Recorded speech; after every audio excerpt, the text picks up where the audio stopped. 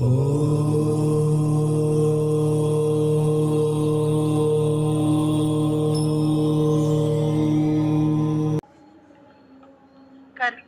வீட்டிகாமோத சமாகர்ஷ திகந்தரா.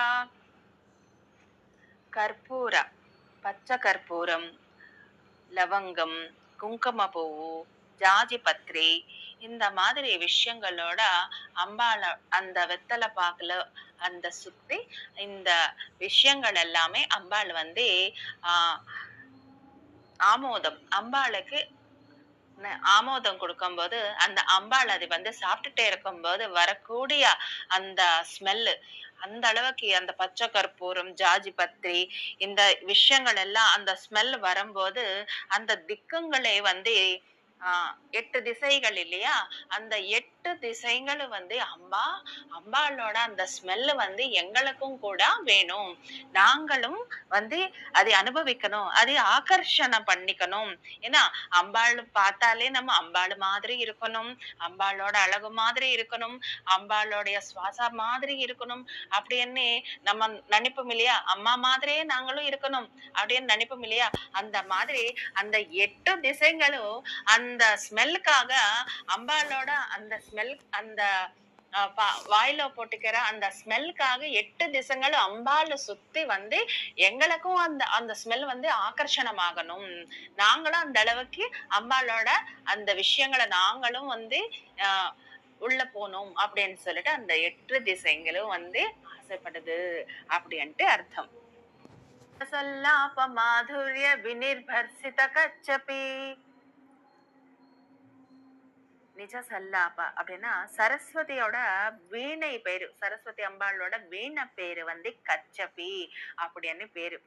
அந்த தன்னுடைய அந்த வீணை வந்து வாசிக்கும் போது, அம்பாளோட வீணை வாசிக்கும் போது வெறும் அந்த நாதம் மட்டும், அந்த சப்தம் மட்டும் வெளியில வராதா, அந்த லெட்டர்ஸ் வருமா. நம்ம நிறைய படத்துல பார்த்துட்டு இருக்கோம் இல்லையா, அம்பாள் அப்படியே வீணை வாசிச்சுட்டே இருக்கும்போது ஒரு ஒரு அக்ஷரங்களா வெளியில வந்துட்டு இருக்கும் இல்லையா, அது அம்பாளோட வீணை வாசிக்கும் போது அந்த சப்தத்தோட அந்த அக்ஷரங்களும் அவ்வளவு ஸ்வீட்டா வெளியில வந்துட்டே இருக்குமா. அந்த பவரோட மீறி மதிச்சு இன்னும் அம்பாளோட பேசும்போது அம்பாளோட அழகு அந்த பேசுறதுக்கு ஈக்குவலண்டா எதுவுமே கிடையாது, அந்த அளவுக்கு மாதுரியமா அம்பாளோட பேச்சு இருக்கு அப்படின்னு சொல்லிட்டு அர்த்தம். இந்த ஸ்மித பிரபாபூர மஜ்ஜத் காமே சமானசா.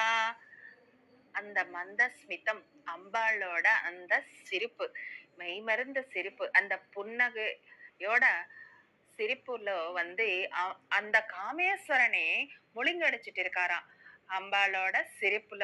அந்த ஒளி, அப்படிப்பட்ட ஒளி அம்பாளோட சிரிப்புல இருக்கு அப்படின்னு சொல்லிட்டு அர்த்தம். அனாகலித சாதுருஷ்ய சுபுக ஸ்ரீ விராஜிதா. அம்பாளோட முகமண்டலத்துல அந்த உதடு பத்தி பார்த்துட்டோம்.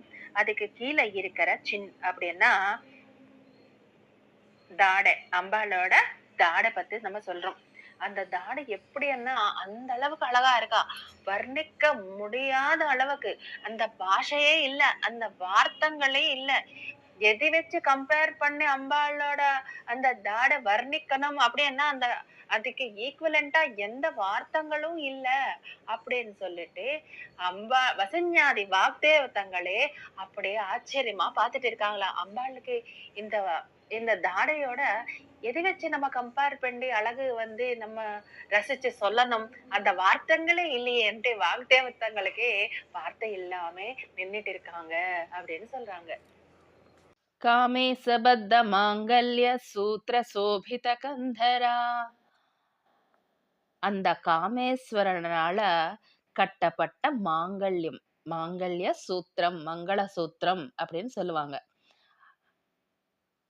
அந்த கழுத்துல அம்பாள் கழுத்துக்கு வந்து இப்போ வந்து நம்ம அம்பாளோட கழுத்து பத்தி சொல்லிட்டு இருக்கோம். அம்பாள் வந்து பேரழகி, மகாராணி, மகாராக்னி அப்படின்ட்டு 2வது நாமத்துல நம்ம வந்து பார்த்திருக்கோம் இல்லையா. மகாராக்னின்னா மகாராணிங்களுக்கே அம்மா ராணி, மகாராக்னி. அந்த அம்மா எப்பவுமே நித்திய சுமங்கலி. அந்த நித்திய சுமங்கலியா இருக்கிறதுக்காக அம்பாள் வந்து காமேஸ்வரனுக்காக காத்துட்டு இருக்கு. யார் அம்பாளோட கழுத்துல தாலி கட்டணும்? அந்த காமேஸ்வரன தான். அந்த காமேஸ்வரனுக்காக தான் எதிர்பார்த்துட்டு இருக்கு அம்பாளு. ஏன்னா, அம்பாள் வந்து அந்த சிதக்னி குண்டத்தினிந்தி மேல வந்துட்டே இருக்கும்போதே, அந்த காமேஸ்வரன் பத்தியே நெனச்சுக்கிட்டே அம்பாள் வந்துட்டு இருக்கா. அந்த காமேஸ்வரனோட மாங்கல்யம், அந்த சோபிதமான மாங்கல்யத்துக்காக தான் அம்பாள் காத்துட்டு இருக்கு. அந்த வேற யாருக்கும் அந்த அர்ஹதை கிடையாது. அந்த காமேஸ்வரனுக்காகவே அம்பாள் உத்பவம் ஆனாங்க. அதனால அந்த காமேஸ்வரனால கட்டப்பட்ட மங்கல்ய சூத்திரம்.